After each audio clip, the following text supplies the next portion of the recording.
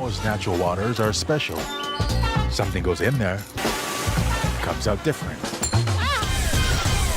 Natural Sambo water, the taste of nature in a bottle. Skipper Tuna is the healthier choice for you. It's nutritious tuna flakes, packed in easy open cans. Get hooked on the great taste of Skipper Tuna today.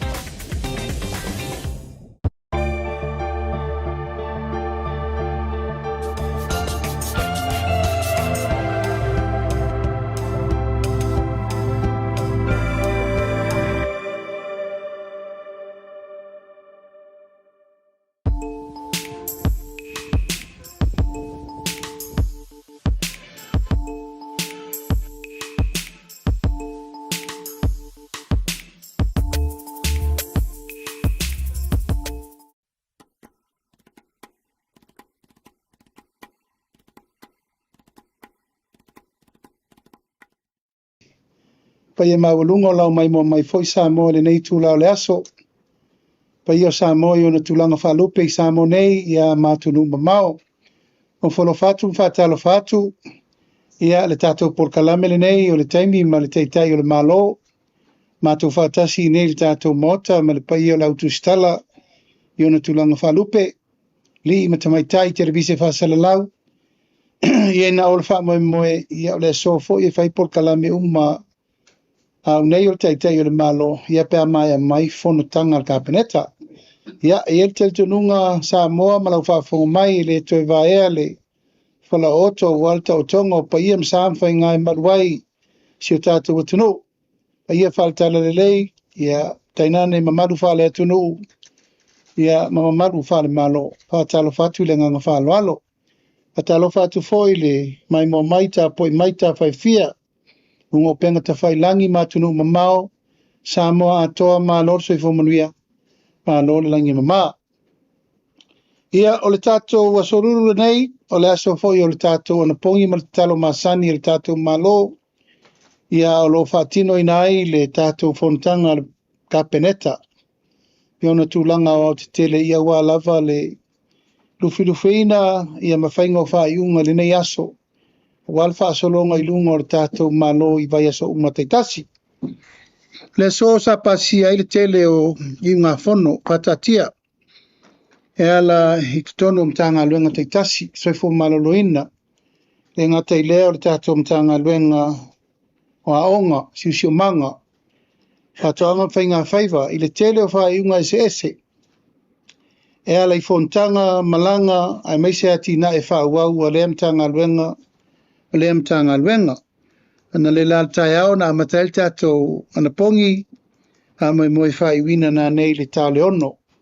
Tātou lotu i lunga o le tātou whono talo i vaia. O le tātou porkala mene na yaso lulu teitasi. Hai tamu atu le tātou whai unga le nei aso le tātou kapeneta na whiriwhiri ai nisi o tofinga whaurulunga o mtanga luenga le tātou malo. I le vai aso mte nei sa whiriwhiri ai le tamaitai pule o le ofisa o tausi mawaenga. Ua toe tofi ai le sa tawaveina ia Tuitonga, Christina, Antela te o Faitele. E toe tawaveina le mtanga luenga o tausi mawaenga o le sitolu tausanga. O le nei a tofinga o malawa na tu mawai tu langa o le whiriwhiriina. E ala mai komisi ai mai se foi tūlanga o i la tōn whiriwhiria alo ia. Le tue taua veina e Tuitonga Christina o le tātou mtanga luenga o tausi mawaenga. O le so na whiriwhiri ai le pule siri fau o le tātou Samoa Water Authority, o le tātou pulenga o le suawai le tātou atunuu, o whiriwhiri ai le fionga ia leota na mula ulu ma wala i vao. Ua maua o se tamaitai, maua whaifaisi lewa o na whainga luenga i tono o mtanga luenga au au nanga tau sua vai tātou atinu. Ia sa toa whātou lima i la tau sa whirwhirina usai fo i ma whaasolonga o a ieinga ma mea umar whirwhirina el tātou mtanga luenga le pisasi. Ia maltūlanga le tātou MPE. Ia ma mamori mai ele au tasinga o le whirwhiringa whiwhiri ai le whionga ia le ota na mula uru maua lai vau. O le isi tātou whaurulunga mtanga luenga na whiwhiri le so mtanga luenga tiute. Ia o whiwhiri ai e le kapeneta ma le whionga le minister le whionga ia mulipola le malu te filo. Ia o le whiwhiringa le nā ua momoli mai le tātou mtanga luenga tiute ua ngafa iai le tātou whilinga nei uiai le whiwhiringa le tātou komisio ngā luenga le malo, pisasi. Ia mai ei le lato whaiunga i le so matalia le whionga i le minister tiute. Le whionga e masina lupe, e whiwhirina mui pola e le malu te filo mo ia to whinga. O nisi ta upu sa whatala reine le so sa ami whapito ai le tanga luenga o aonga e winga i le tātou OTG program. O le porkalame, mtu ina tuai tupe i tutonu a aonga taitasi, ia mole wha moe atina e ai a aonga. Mai o le swinga fōu wa iei nei.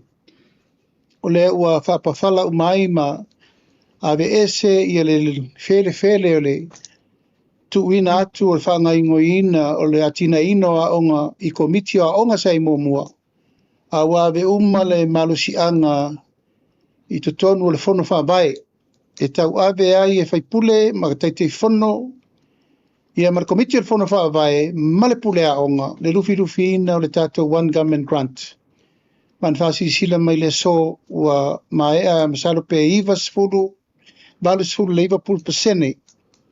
O tupe o le tātou One Government Grant o le uwha matuu i le baiaso le nei. Mai wha malulua tu foi tu langa sa tau mawhai ai le tolo fia o le tātou mta upure nei.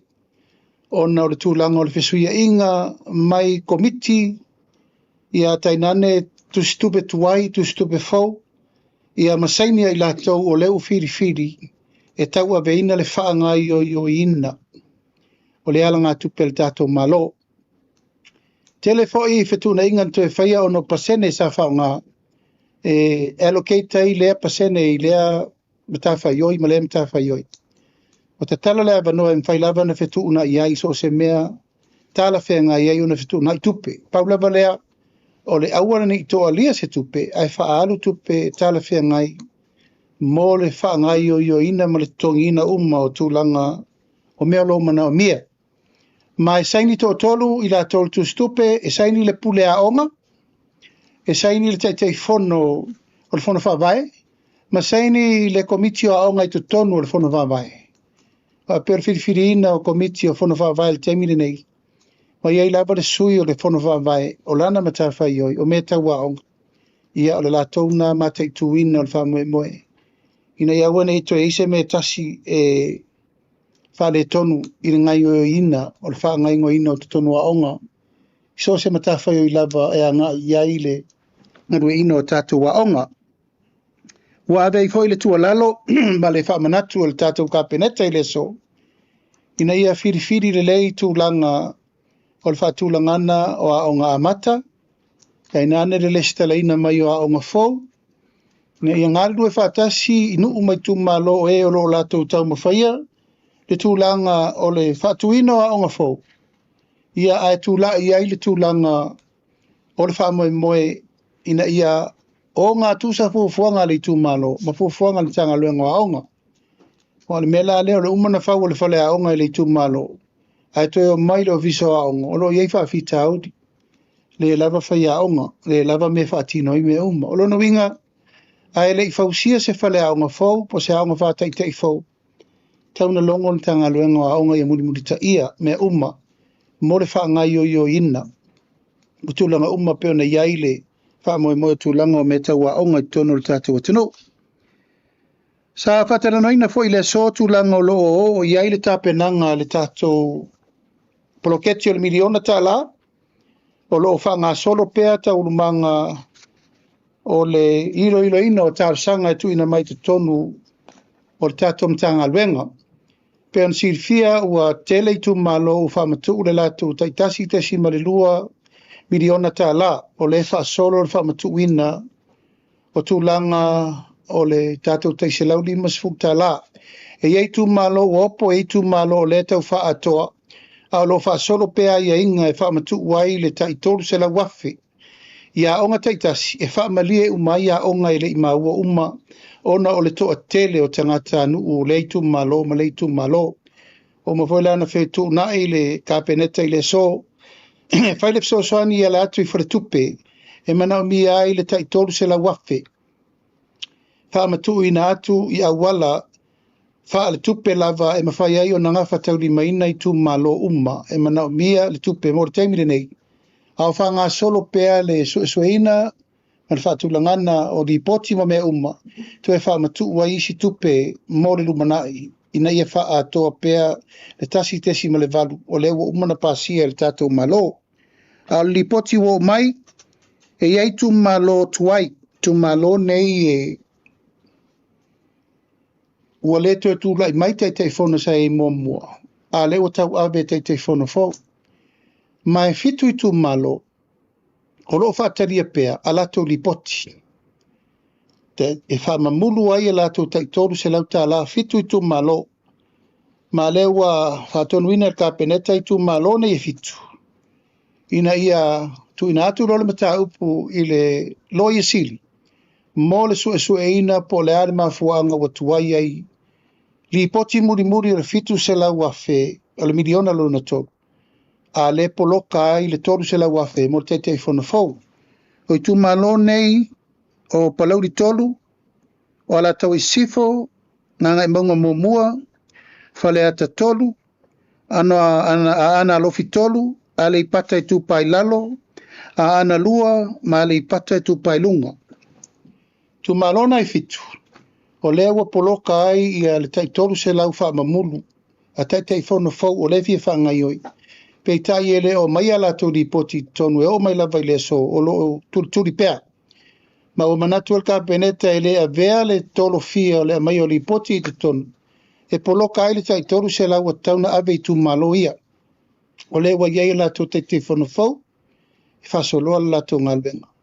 Ma u whase atu nei ta upu le tonu le loia siri mo le whangaingo ina po aisi tu langa mo mia. E mawhai ai o na tu ina mai li poti nei. Ia e whanga solo i rumata o rumanga o le whawawina o le tātou poloketi miliona. O le so na pasia i fo e katou kapeneta, ia e whatulangana o le sitanga o tātou totongi mawalalo. E tātou sirifia o le temiri nei o lo iei lalo le whata la mon tupu.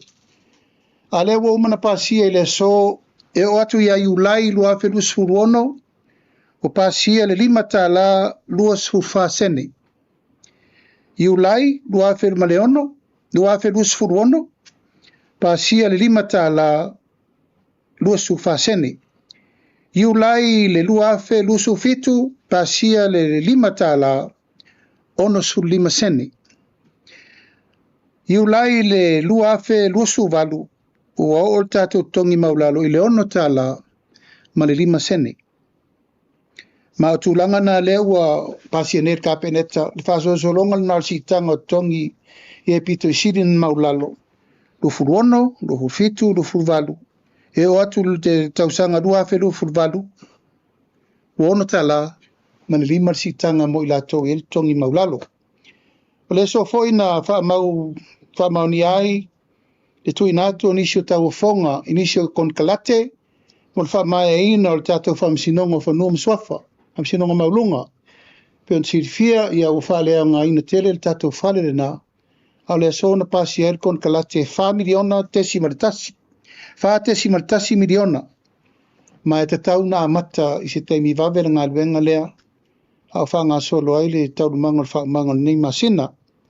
Le so foi na pasi ai le kon kalate mo i lātou e vai mo li awala. Tasi tesi marilima miliona mo le tolu tausanga. Tolu tausanga. Apena foi se tasio atina e fou la fausia lungo le wafu i matautu o le control tower o le paenga fale ne le tower nei e tauna iei latou te vavaia umal feo ia vai tonu mafafo tato ngata i fale e fa alwal tino tupe tasi tesi ma le tolu miliona tasi tesi ma le 5 miliona le ofiso famsinonga tasi tesi ma le 5 moria wala, ma le tasi tesi ma le 3 miliona tato wafu o kon kalate samo umma o lo lato whafoifoina ia kon kalate nei mo le tātou atano. Ia o loo whaasolo fo inisi o tūlanga whaalelei o le tātou whale mai.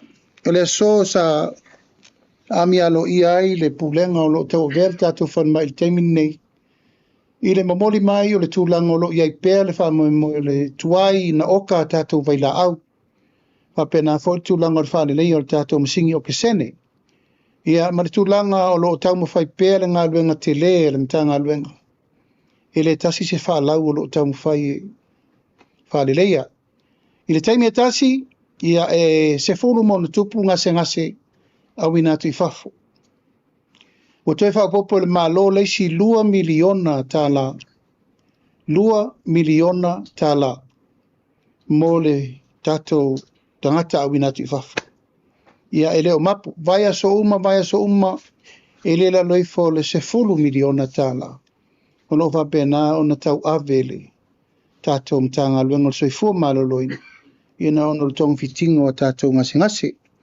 Tātou mtanga luenga leo, ia o lo whaasolo na talalo ia po le sa, le tūlanga whaamanatu, o le Cyber Safety Pacifica.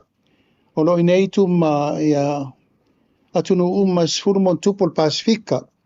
No mai o le whai mai nerkol whenenisi, whamanatu arisu 5 tausanga. O le tātou pui ngai lunga o penga te whailangi cyber security, cyber alert, ia ma le cyber safety, mō tātou. Ia o lo whaasolo lātou por kalame whātale te noanga. I le pui ngā o le lawe ina o Samoa mai le whaonga ina o mata upu uma whāteko na losi. I le whaamoe alu i luma ina ia manuia, ma malu pui ma sefe tātou uma. I le piusinga inisi. Tūlanga lava o le whātupu bevesi, ia mawhaita la se o lo mafua ai le PSSA i o manatu foi o ai mawhina ngalo le tātou watano. Ia o lo whaasolo nisi o taurumanga le na tātou mtanga luenga, e ala fo inisi o le whalauloa, mo whamarianga o lātou o lo whaasolo promotion. Sa o whautua i le fionga le liko msina, e tautua nai sila le lei mta upu nei. Vai, le tūlanga o whamanianga, ia i lātou e talawhenga i matatau ai. Ina i palasi saa o le uru o le whao, e le tau fia whamanianga mo o whenga luenga umare malo. A e fua le whamanianga i le tangata ua tatau o na ave i le whamanianga. Me se foi lātou nta pena Yesu enga ma me uma sa whasolo, ia o lo whasolo peta uru manga le mtanga luenga a walfa mo i mta upu uma. Ia o nisi mta upu, ia o la tāria le fina ngalo i lau tau fisiri mai. Langa na fo i le tau lisi. Ia e tala tuia le avanoa i lau fionga te mai tei Prestene, The Choice, Media, Popular Association. Ia tātou tala noa ma tātou whasore nei aso. Nei i manino ma malmalama, whaafitai tele wo vai atu lavatoia le i tū pao ta mai tai le tele el tātou o Media. E tala tu le avanoa, tātou tala noa, ia pei fo inisi fisiri tautou te fina ngalo e wha lau tele le a tiri atu, manangang wha alo.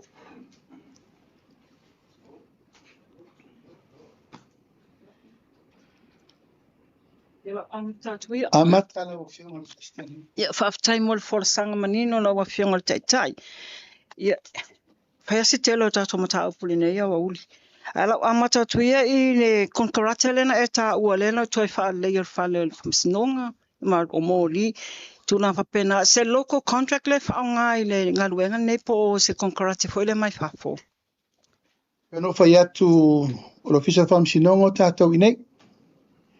Local contract, whātesi maritasi miliona. Tātou local.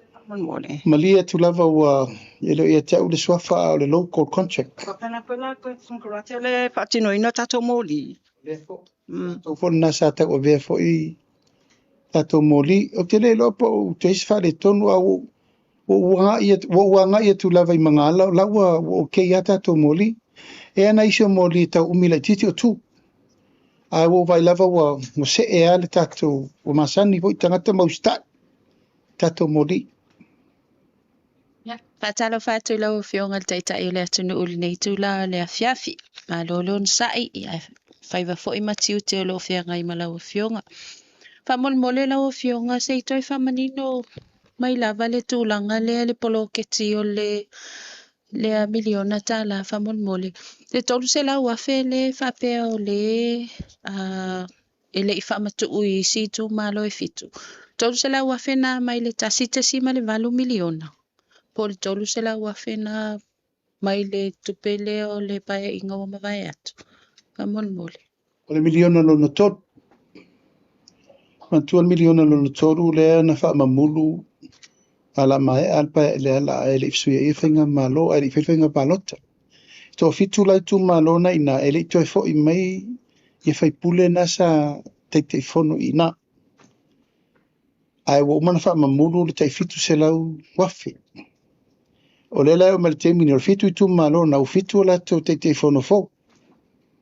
Tu sala la ta ofi le o le whainga vaila. Wha mamulu fitu se lau wafi. A mele critical report. Pata nula critical report masu e pesa lein whaonga. Wha mamulu rola i o tolu se lau wafi mulmut. Tu marola ia fitu. Ele i o mai ala to a critical report mol miliona luna top. Ia le la ua poloka ai la le te fono fou le u mana e fa solo la na por kalame e whaonga tu peri tu malo.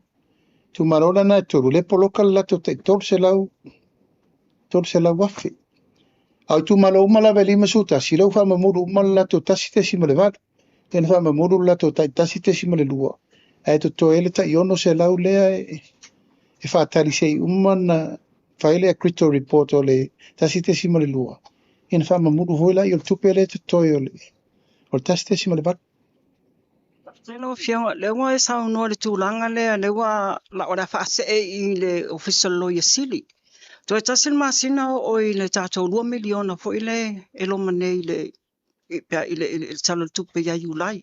O le asa e worst scenario o i tū malone e fitu pea whai wo o atu o umane talo tupe o lele i o mea ripoti. E ona whaina i le tūlanga pe fo mela tupe ya whasale le anga. E ona whaina i a wano i tū malo, kia meisi pea whai tūlanga papele. Le ala le na o le na tāwa vaere miliona luna top. Ato vai mai, o tu malo e fitu le na afie le fitu se lau. A le ana release le lato tasi te sima le bat. Le na release le lato tasi te sima le lua. O le amatanga fau le na. Moitu malo umai e fau lato te fono. A le piriota le o le miliona lona tolu. E le tu ua ik. O le tai tolu se lau afe la tou lea e poloka. E ave tonu le special account. Se umana fai le a foi le tusi umol fitu se la wape le o tu malo e fitu. Ena release ala ia. A sa wala li poti la le. E release. A sa wala li poti e vai fa le ton. Ena fitu o ina tonu la le uta pa le lo isiri. Because e for le puini le la polapa. Ia ila tonu handling ngam ta upul taimina na. Ina ia ua tu lo lava ne ia fia matangi ile i tu malo per melet sa noi e a marte te fono fo ono le ami on te fono tuai malanda komiti tuai Wala whianga. Te follow up at ale fe sili le whamalmole. O le mata upule o le o iluma lo e sili ua maua mai se whilo inga tai fono fo ma tai fono tuai. Po le ase mafuanga tono le o mai o li poti po le mea le wo o lo e sili ona lo maua mai le sota inga ele o mana na o mai po le ase tūlanga.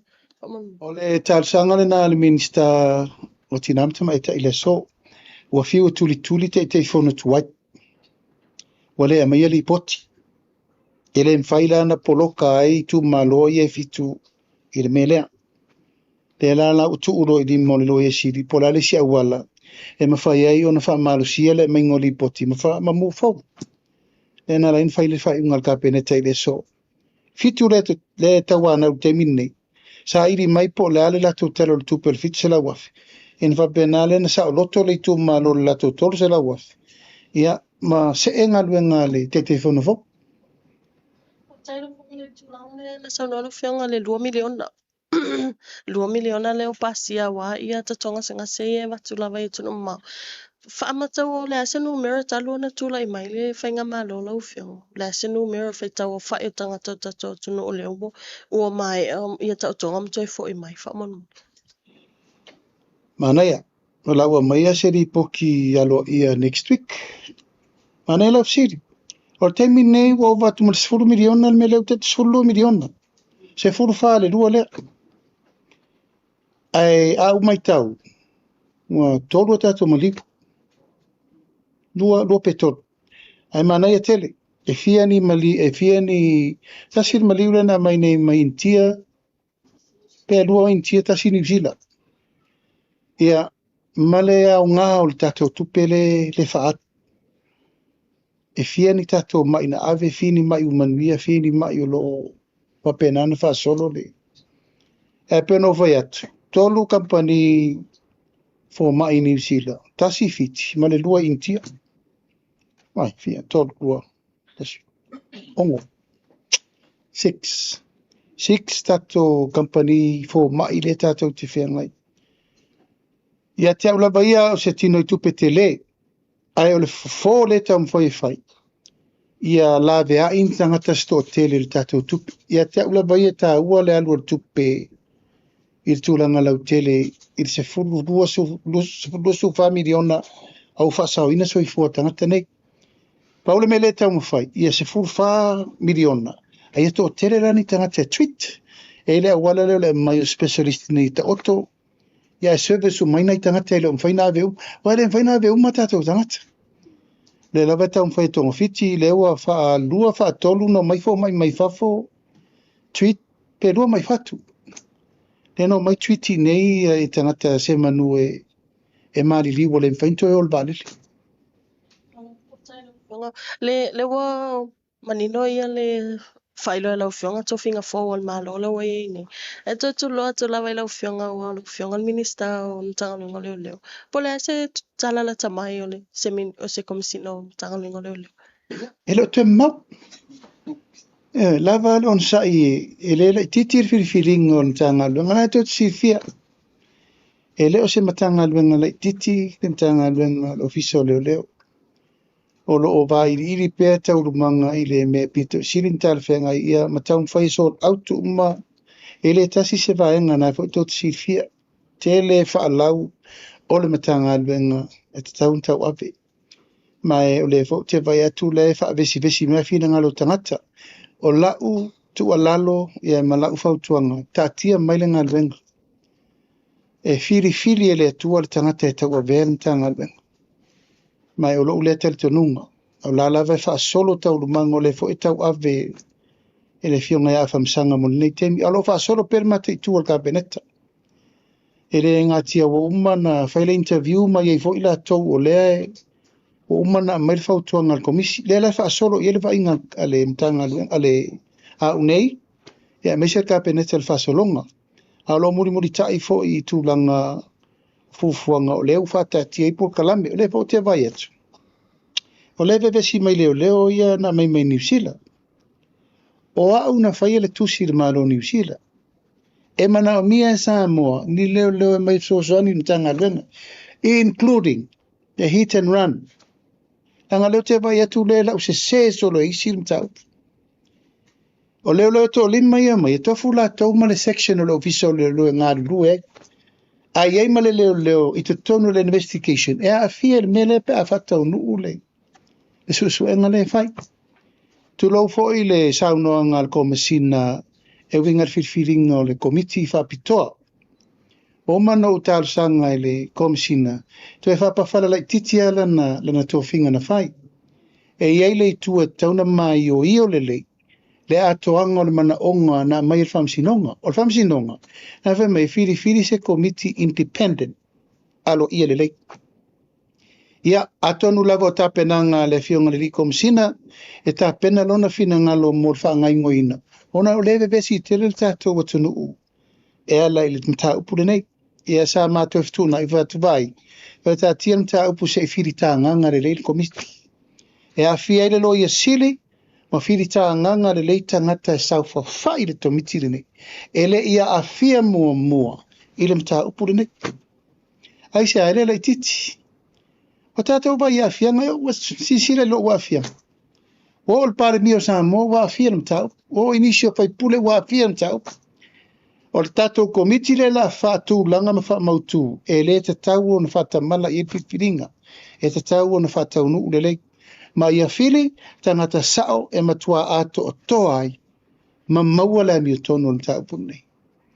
Langa o leifia whalala ma whau nisi o le lava e whaile tulau lava le upura le tau puni. I le to iei se tau puni. Wa umana tātou whaalongolongo umai tau ulumanga na fofola e le tamaitai whamasino i mea na tutupu. O anga ilo ina leo safai. O asu isu anga leo safai. O a lape na iei. Lela la whasao i. Mai wo uto e fautua ina le fionga le komisino leo. To e fitu na ile tūlanga e te tauaina ilo le leile komiti whapitoa. Ilo longa le taupuni. E a fia ila ma le leo le no whai atuai. E iai ma le sao leo New Zealand i te tonu le taupuni nei. E pe o le ese whamatalanga i e mai whapea e le a fia i. Na ala no mai leo i e tō lima. O le tusina o a vea. I le komisino leo i New Zealand. Mana mia e sa mua leo mai e whai por kalame wha lauloa. Le la fa solo i nei. E a fia ila man taupule. Ai o manatu e wha mamala malanga laua a fia pe o laitua ia i al komisino leo o whirifi. I le mataupule au i fo ile sa a fia isi me mua. Mo le wha file muino fina ngalo le tunu. Ia leo ufa yetu. To e tatia mana mataupu se i whiri tā nganga le lege a fia i ma le leo i siri le tato malo. Ma whiri nisi o i te tono le tā ngaluenga. Ma le leo le a mai New Zealand. E whiri tā nganga se to miti a toa le. Ina wha lau lolo le muli numana. Una amata lola i o tuusu e ngafau. Ai wau tāra sanga fau le mamalo le tunu. Wa e iei tangata wanga i mai mau fau. O le wai e te au nisi o mau fau na mai. Le la whaatari ave i di mol komiti le pe alo ia na whirwhiri alo ia. E sau tā ua le vaso le wau whaate ia i ne wa mai whirwhiringa. Le wau toe whatuna i tau le vaso le nei e tauna whirwhiri whaat lei. Mai vefo nei ava no te toe te talo atua i le tunu. Lango le nei lava u wheto soa ina. E le wau toe whe mele tala le. Tai o le itua ngai. O le tamana sau pāki i lalo le pāki le fast. Fasioki a kwa inga. E watu tia i lumai o le. Ia, nā whau toe whaile nā tua inga matu ia. O whea lala ai ui e susu e ngol mtau. Lona winga, o te tau na tātou o e wha ai uru mtau pure nei me tau na iai. Talo atua i fo i le pa ia, ma le mamalu o le atu nuu, wha mole mole. A o iai nisi o sila fia ni mau fau o le mta upure nei, e le i o i susu e ngā leo. E le o te talo atu. Talo atu au nei o le teitai o le malo, minista fo i o leo whalpui pui. Angai mai momori mai mau fau se isa ere le mtau pure nei. Ile me tau nu elon tunu unga wa. Levan taun file muta tau nei mtau pu whawa. Pea lau fionga, au sau no pea lau fionga wha minister leo. Mo whaisi umea le to e main tato li poti ani raids o whala au whasain. Wha matao le o ta oto le tulanga le tato atu nu, wha malmona lau fionga. Ia, so te wha manatu le au raid e tuatu maila o ata ia te manawa. Maua. Vai aso atoa nei tu lou lava le whaafonga mai ele tunu. Ina nei tau leanga ina i fua isi tangata o lo whai sao la to pisinisi whai keke pua ampan keke mamena. Au isi nau i lato o lenta loka mai nei vai aso le nei. Vai aso tiontua. Lato nei tu lou lava. Lea na e watu i eile avanoa lato te whai ai pisinisi whasavali. Io e langona le nganga whanono tele. O na wakiriwa whaatasi ai ia me tau mafa. Ma me ia. Ia e leo tu au no ina ele mtanga alwenga. A si tue wha manatu le intau. E mai atala na le te fisizira ia ta o la tau ia lea e tau la mua pea. O le cyber safety le e uru teimini nei. O le ta ua ia. Ma na ia o porkalame ia wha lauloa ina ia. O fuli ele fina ngalo tātou tangata tātou te pui pui. O tō wai a fiti le mela wo i fiti. Tua wha le tonu a fiti. Au te le manao lai so solo mani mena ia tātou. Tātou wai tupulanga. Au tangata tau o lofai ngaluenga le lei. Ngaluenga le lei. Whai longa isi. Ia a wale mwhai wa malosi le tupe. E la tātou e vai fo le temine wo whewai mai tangata nei i wha mau whau. Ia mau mai o ngā samile e whaaui mai nei Pas Pasifika ta milo mai nei ia o atu i Australia. E o tala noanga fo ina na whai malmalo Australia, ma New Zealand. Tau tātou tu whātase pui pui tātou o ngasam. Le fisili fia malama lau fionga le tapenanga fo e o le tuta tase o tatou tunu. O le 5 miliona le whaanganga mo tapenanga ato le fua. O na whaanganga e au mai mawa ale mototua oi pele ai. E mei se pe le ala wale awai mai va. O e la se fufuanga fo e tatou komitina ia si e ila whainonga mo na e tatou mo na e tatou tunu ui wha si o tatou lava tunu leo le atau wa whamui. O le tātou tupe lava lea na le whaangangai le tātou 5 miliona. Nā le tasi miliona mai tātou tupe foi le unforeseen, mo me tupa fosek. A le 4 miliona, na wha tupe mai ai to tonu o tupe mtanga luenga tupe sefe. Ia o tupe lava o lai posi e mtanga luenga sefe la tau tupe wha. Kwan whaina whaangai oi e tulanga uma.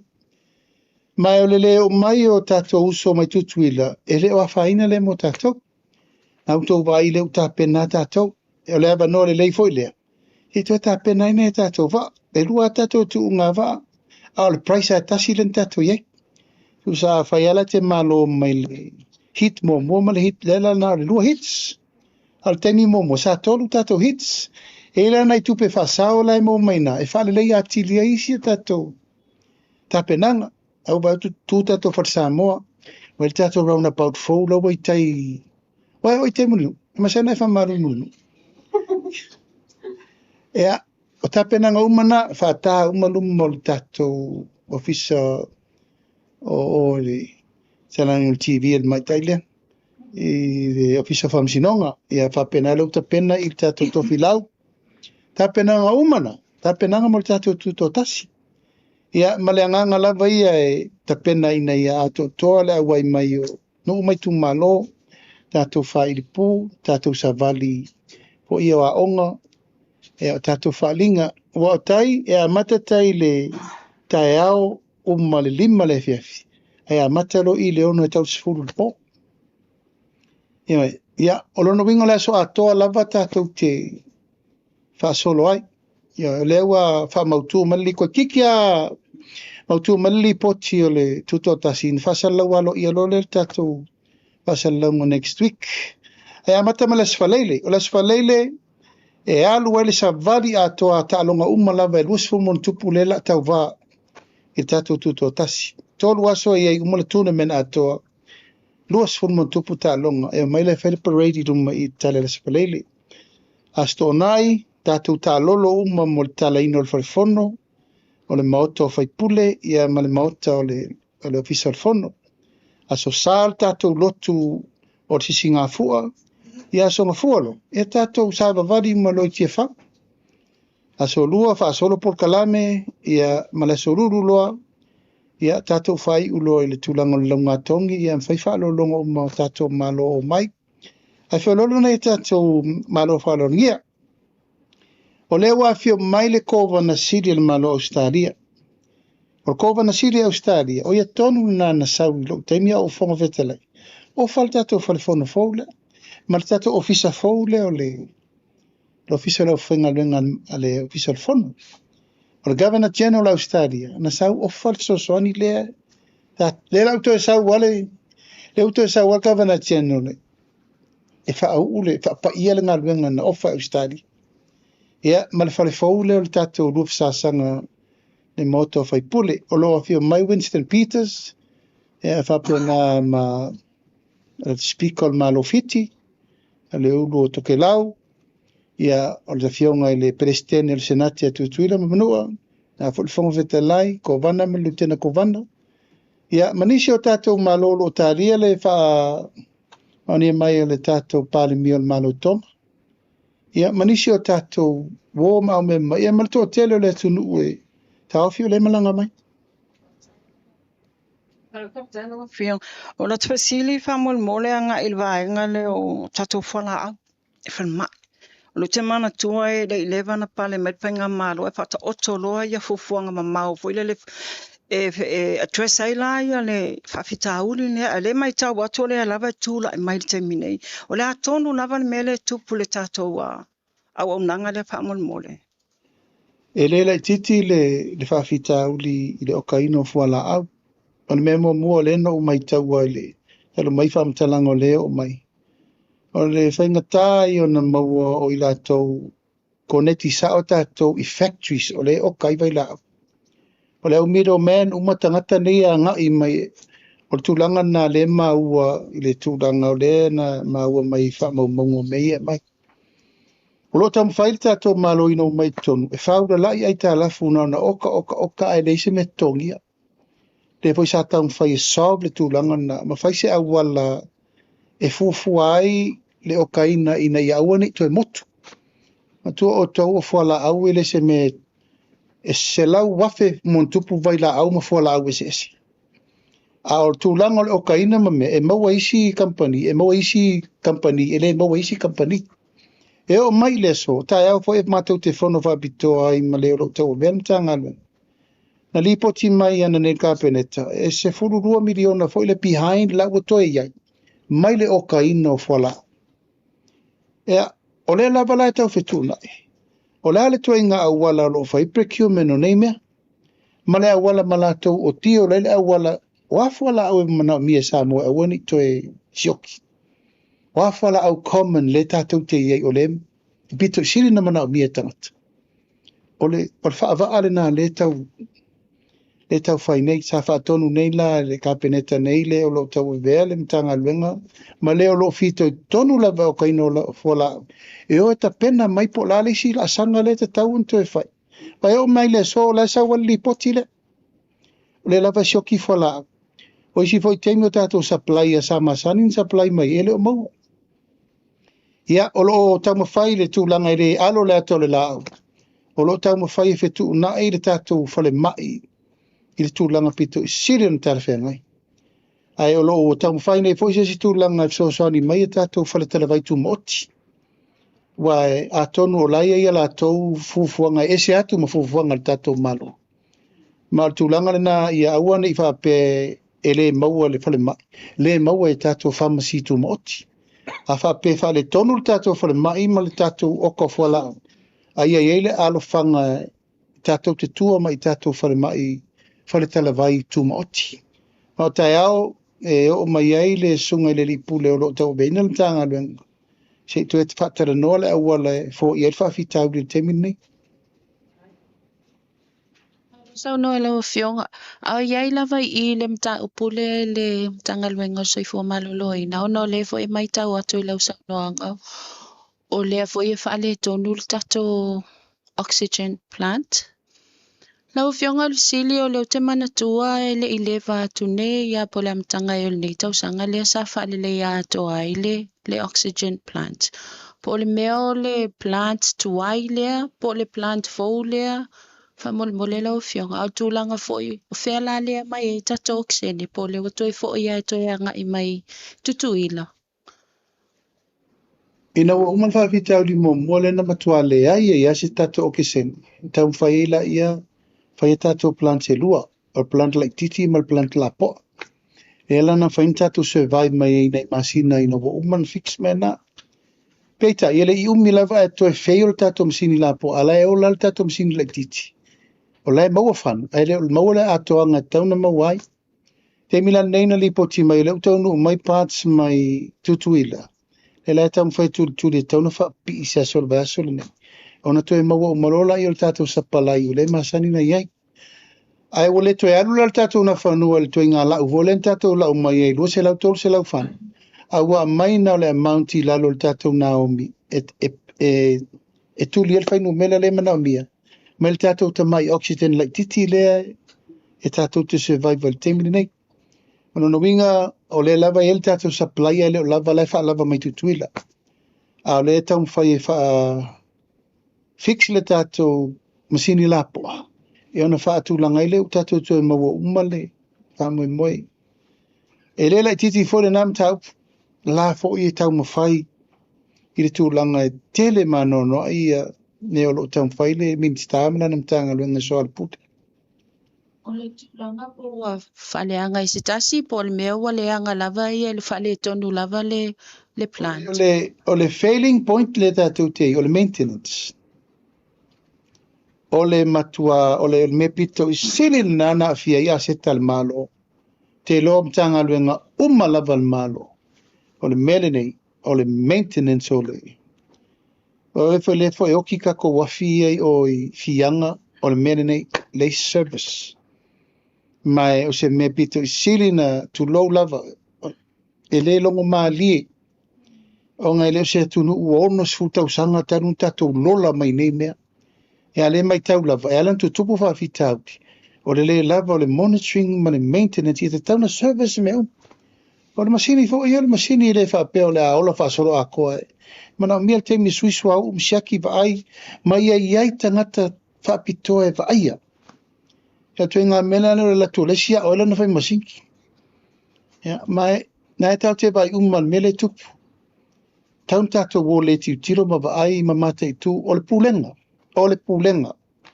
I te tau lava na matua I mati le tira le rei tūlanga o mo plans, service plan. E mawhai ai ona awana I tūla I mai meia. A talo sia lo fina ngale o whare anga sesi. Let's hope it's not that way. Talo sia. Wa te whatu ia, ta ilo iai, talo sia lo mena le tupu. Pere o fia minsta. Ia nā roi le whaina mea, pere o fia le pule. Esa, a tarsia. Te lau fionga, le sila mta upu whamon mo lele I au fia I lau saunoanga. A o le fisili lau fionga o le tūlanga le whainga palo tawa I maunga numero tolu. Ia ono lau fionga fo I o tai fono al vaenga whaupu whai o le whatuatua I le atua samo o tasi. Po I aise fuafuanga fo I le o I aise tangi e wha sanga I le na le watula I mai le fo lau fionga. O le matafa I oi I se me whapena. Mana ia lau whafsiri pere sui tau wā. Ana o a o tai riseo. E o fitau mai lau whafsiri. Ia mana ia lau whafsiri pere sui tau wā po a tau rumanga o I ai tau rumanga o le whainga whiwhiri ngā lato I tu malo. Fionga. O le tūlanga le se lenia sa fata. Whamol mo le lau fionga o na wa I lava nisi o wa whafsota I atu whapea ele I maua lava I le 10 miliona foi lea mo le tu malo sa fata whamol mo le po le ase update lau fionga. O mana averi o ina kapineta lo ia. O te lola whele process o le tu malo la o vai atu o I mautino sa o le account la evitu piton. O te vatu foi la utua lalo malo le tu malo sa fata lava mai le on sa. I umane foi nei mea o se tai solo e o altatu se lau limas futa le foi se tai solo fai awala fo isi o sui ngoa sui pe fa nau fa ngal pe fa no tas e se va ir me fo le wo ye e fai awala tonga fiti ata ata a te tau fiele o te mamau te o te fesiri na mailo se tali alo ia le a wo mana se afe se lau ale tangata afe se lau ale tangata 10 miliona mo sa fata Muli whamol mo le lau fionga ono le te manatua no ofisili vai aso le te ape fia I aso malolo le fua. A le ana sau no lau fionga I tolu. Ai pe na watu le whasisilanga le mtanga luenga o le MCO. E na o le aso nga fua le aso malolo po le al whamol mo le lau fionga. Kere man kuongo whako e koto. O le ufa manino o kere man kua kai dong ye ke o seka falong au dang fai ru po sa la etasi na le so fu lava ya fenga lenga isiaso Isiaso elu. E fa commission isiaso elu. Mo le ye fenga lenga matangata tu sa tatu fenga lenga mfalta to singa fu pa wala so ta wala na fa manatu ai wa sa va vali mai mtanga lenga malo o le so le tuto tasi yo e foi la wa fautuaina tato fale o loa talai uma le so fua solua solu o mo bona avela vea il tato marketi le I marketi fole sa valalo o lo marketi funga le la 24 hours Au ila tatou maketi le I savalalo. Le la fai tatou late nights. Ta tala mai ale tae au tau de sefulu le po. Songa fua so rua so ru. Ia, e whaapisi e ma whaongai whale ainga e whewa. I tangata ma me umamole. Ta penanga si Singapore. Ia, whaaftai atu le tatou maafitanga le nei aso. Tō whionga I tamai teitu stala. Me se fo le whaafsiri mai le tatou po kalame. I never tell to nunga ia o le au ngale o le tatou whaafsoa I na ia manino ma malama nisi ma tau pu ma war tatou wha moe. O le atu whaaftai tele loto wafio mai mtala mai au. Samoa whaaftai tele le mai mo mai le nei tu lao le aso. E I fo tell to nunga la papa veloa whaiva matiuti o le nei vai aso. I tatou o lia wha ingo nei vai aso mfufonga umala tatou whatangu wai. Ai mamoli atu mo ngā lofa o le nei vai aso. I le ngā solo mai fo I o le tātou hontanga tele I malua, malu maulungo le kālisia I o na tulanga whalupe, ma fo atoi ina, I tainane le laula wafono, I tainane matawhale fia, matanga luenga mpulenga fia, a walta wa me ina o le tātou fontere fo le nita usanga. Ia, papena fo inisi o le kālisia wa amata fo I o na ngā solo mai fo I o lātou fontanga, ia, Ai taimi lava o le lufi ina ma le soa ina o le pule. A wale manuia lau tele o le tātou whamoe I le tua malona whina ngalu. Tātou teletonunga whakewisiano e ala I tātou e kālisia. Moni atu mo ngā lofa mo I lātou umalava wafio mai. Ia matala mai ao, ia mo le whamoe a wai whatasi a wā fontanga e mese fo I whiau whale ainga. Tiute whale tu malo, ma tiute whale malo. Tātou tausia le lofa malanga le leio le tua. E tailo to soi fo manuia I le whai wina manuia. Ia, mo le atu mo ngā lofa nei fiafi, tātou turi loa fono talo le tale ono, I le maota o vaia, mau te walau lia whapito atu, ele tātou atu stala uma, tātou ose o tō whanau longo le upu. Ia, fau e voi lau tō si sila ma lau tō whafonga le upu fola le tua. Fau e tere tō whafonga I tala sala lau le ea ma le vate tea. E mese o penga te whai langi. E tai tātou soi fōmanuia, Samoa, I le sifoia sororo o momua, e whaaftai le tau unanga ma le tāpenanga le tātou ofisa, o le malo, whianga pesta me lau whaingaluenga atoa, tutino, mai se le tātou TV9, FM, ma le tātou 2AP, ia, manu te reina le ne fiafi, mātou alo rofa tele atu, soi fō mai manuia.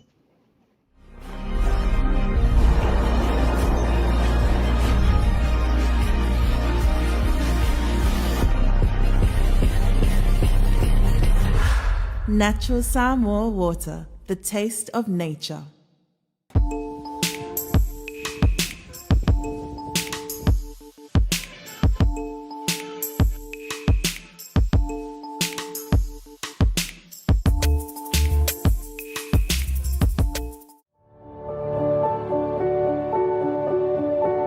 Unwind your busy day with a cup of royal tea. Royal tea, complete satisfaction with every sip.